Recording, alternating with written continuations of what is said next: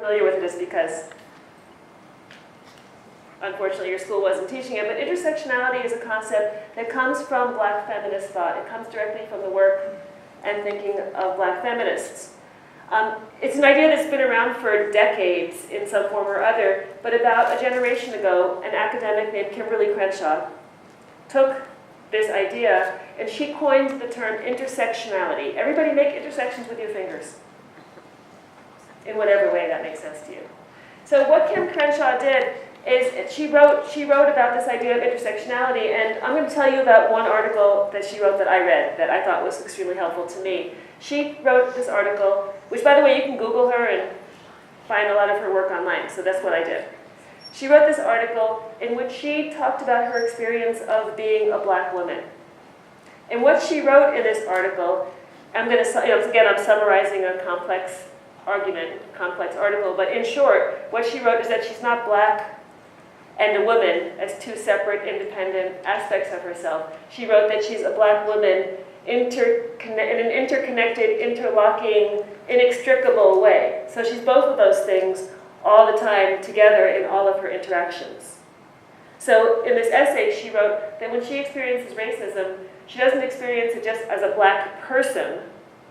She experiences it in her wholeness as A Black woman. exactly. And when she experiences sexism, it's not just as a woman, but rather in her wholeness as exactly. And so just a quick question for all of you. Do you think that Black women and Black men have a different experience of racism in the United States? Yes. That's intersectionality. So there is no one experience of being Black. There is no one experience of being a woman. Because each of our identities is affected and impacted and shaped by all of our other identities. And so just keep in mind that all of us have so many different identities. What are some categories of identity that we have? We have sexual orientations. What else? Gender. Race, gender, age, Ability, disability. ability, disability, Class. class. Monogamy or otherwise. Yeah, monogamy or otherwise. Yeah. What else? Religion.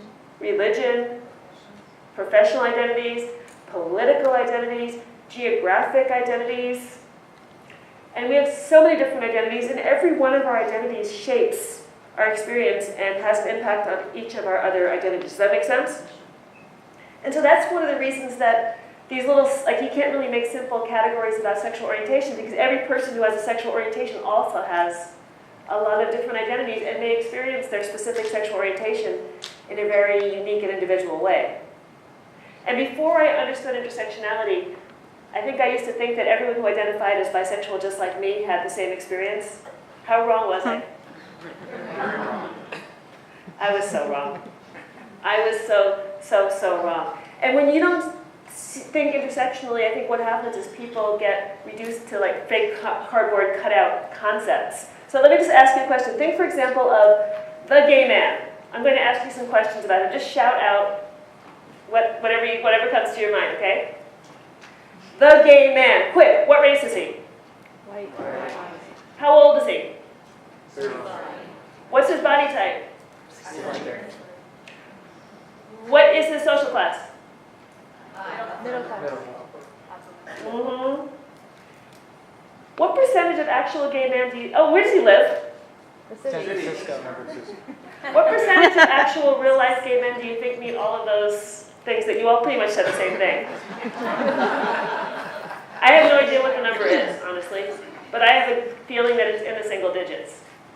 That it's a very, very small percentage of actual gay men are in their 20s to 30s, upper middle class or rich, white, urban, blah, blah, blah, blah, blah. I think that really does not describe the experience of most gay men. And for me, that's what happens when we don't think intersectionally. We think of a category, and we just dump one singular meaning onto it. Does that make sense? Yes. So that's one of the reasons we really are more complicated than can ever fit into simple labels and frames. Another reason that we're more complicated is that there's often a really big difference between how we understand ourselves and how other people read us or see us or understand us. The difference between self-identity and ascribed identity.